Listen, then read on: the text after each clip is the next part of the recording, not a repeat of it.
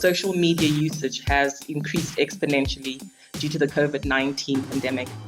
Messaging across Facebook, Instagram, and WhatsApp has increased 50% in countries hardest hit by the virus.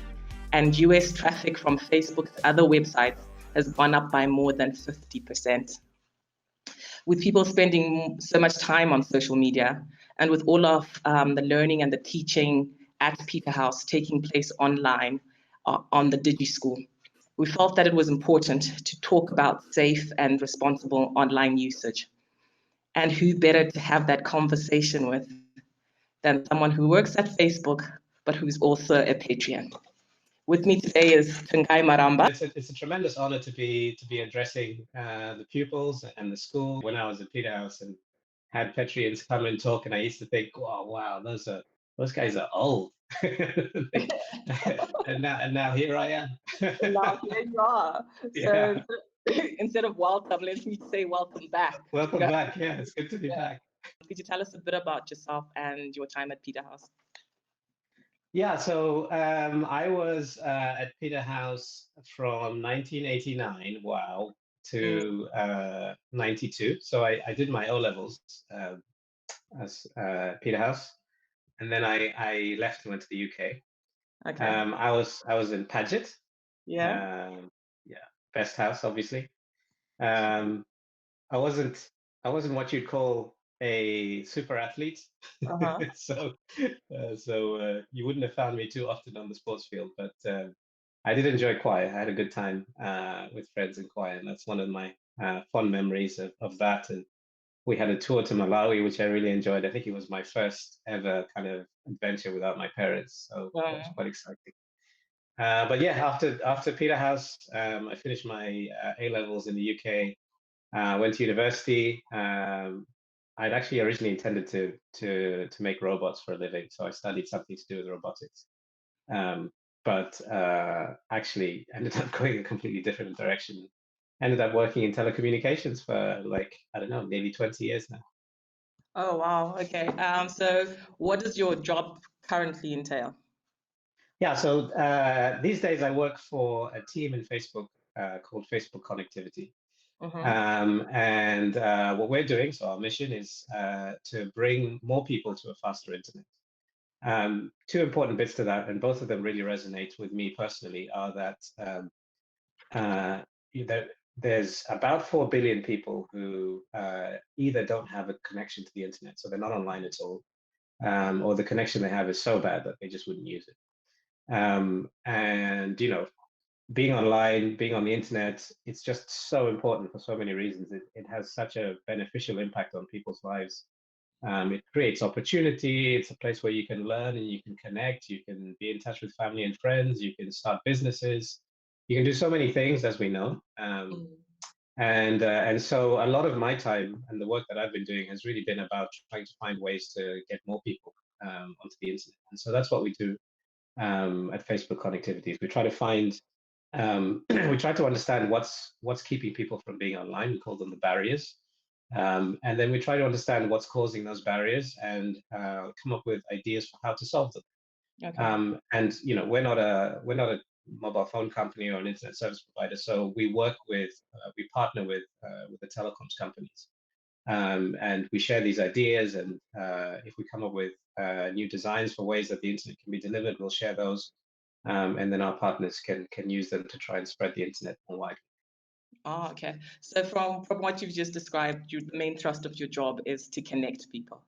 It's connecting people. From a parent's perspective, what is critical is that as their children are being connected to other people, they're being connected safely. So yes. What would you advise parents and pupils in terms of how to conduct themselves online? Super important. I'm a parent myself. I've got 2 little girls, and I want to make sure that they're safe, and they're 5 and 8, and we're talking about it already now that, they need to be safe when they're on the internet. And if they see something they don't like, they should come and tell mommy or daddy. So it's very important. I absolutely agree with that. I'm not an online safety expert. We have many. I have colleagues who kind of specialize in understanding how people can be safer. But what they have done, and I would share with you, and please pass it on, is that we have a what we call a safety portal, a safety center, Mm-hmm. which is at facebook.com/safety. And it's got a lot of different resources there. So there's resources for parents, there's resources for kind of instructors and teachers, and there's also resources for the youth, right? So for young people who are starting to use the internet and starting to use platforms like Facebook and Instagram, etc. It has advice there and on first of all how to use the products, but then also how you should conduct yourself and what you should do if you want to stay safe. Okay. And for me, I think it's it really boils down to kind of recognizing, and I think for students at Peterhouse today, unlike for us who are the old fogies, it's kind of it's understood, right, that like the internet and what happens, say in the offline world, they're not they're not different places, they're not different lands. It's not like one is unreal and the other is real. Like it's all connected, and it's all real. And I think thinking about things like, for example, what I'm about to post something, um, is this something that I could show to someone that I respect and feel comfortable doing that? Mm. If the answer is no, then don't post it, Numbers. because it's you. It's you that's online. As much as you think that, somehow this is anonymous or people aren't going to see it, or maybe it's going to disappear eventually, the, the best way to think about this is just to recognize that, this is you, and you want to present the best version of yourself everywhere Yeah. you go, right? Whether it's around school or whether it's online. And I really want to encourage people to think in those terms. Mm. But one of the things that I found, particularly with teenagers, is that social media tends to embolden them. So Mm, they say things they wouldn't ordinarily say in person. mm, Um, People tend to be more forthright or meaner, or even to some extent quite abusive. And yeah. I think that stems from the fact that they believe that what they put online is ephemeral. Mm. How true do you think that? How much credence would you give to that belief that what I post today is going to disappear in Yeah. 24 hours, or if I delete it, it's gone forever? Yeah, I don't think as a general rule that's a particularly safe assumption to take, because Mm. yes, there are some platforms and there are some products where some of what you do is ephemeral. But there are also others where it's not. Yeah. And so if you're going to take a chance and assume and behave as if everything is ephemeral, then you may find that you're putting stuff where it's going to stay and will be available to others forever, right? Yeah. Another risk of taking this approach is that sometimes someone else may see something, and in the time that it's up, they may make a copy, right, and then Yeah. and then Yeah. bring it back and show it to others. So I think it really is. It's much safer to think that I want to when I'm online, as when I'm offline, as when I'm school. I want people to see the best of me, Mm. and I want to behave accordingly. Yeah.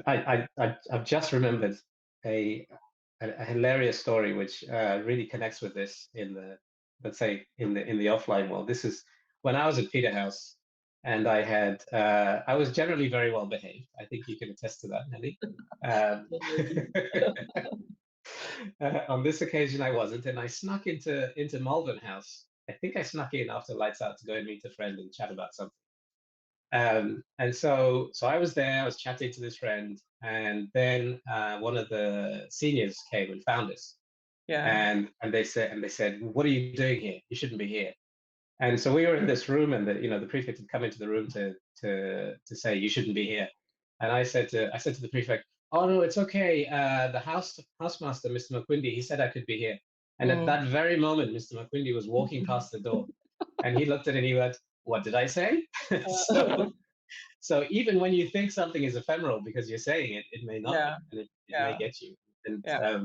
yeah, I mean that's a silly example, but I think that the point stands. Treat every place that you show up as an opportunity to be your best self, Mm. Even if it's online. even if it's online. Yeah, Yeah. even if it's Yeah. online. Yeah, for sure. Okay. So the digital world, the tech world, the online space is very quickly becoming, it's growing at an exponential pace. What would you say to a Peterhouse boy or girl who would want to find themselves in the same position that you're in, working for a Facebook or for an Instagram, or even having their own startup? What advice would you give people like that? Do your homework, I guess, is the first thing I would say. Uh, You want to give yourself options, right? So, work hard and do the basics. Peterhouse gives you a ton of opportunity. Make the most of it. yeah. Um, and also do your homework about yourself. Like, really, even from now as a teenager, start thinking about, who am I? What are the things that really matter to me? What are the things that I'm really great at? Because one of the questions that I have found throughout my career, and often is a very difficult question to ask, has been, what are you interested in? What do you want to do? Yeah. What do you enjoy doing? And if you haven't really done the work of understanding yourself, the things you're good at, and the things you're passionate about, it becomes hard to answer those questions, and that makes it hard for other people to help you on your career. Yeah. So I think it's really about working hard to give yourself as many options as you can, so you're there, and people recognize you for being the great person that you are, and then also understanding yourself and knowing where your sweet spot is, where your strengths are the best, and where people would get the most out of having you work there, and then these opportunities will start to come. We'll start to Um, come. yeah, I never had sort of a clear plan that I was going to do A, B, C, D, and then in 2020 I'd be at Facebook. Yeah. You know, I was planning to make robots, like I said, but I worked to understand where my passions were, where my strengths were, and I took the opportunities I could to stretch myself and take on new challenges, and then these opportunities start to present themselves. Yeah. So that would be my suggestion. Great. I think one of the advantages current pupils have that we didn't have is there's a dedicated careers department. So as part of the, Yeah, that's amazing. curriculum, you're looking at those very things. What are you interested in? What are you good at? What is your passion? Yeah. So that they are prepared, in a better way than we were when it was our time to hit the big bad world. So yeah.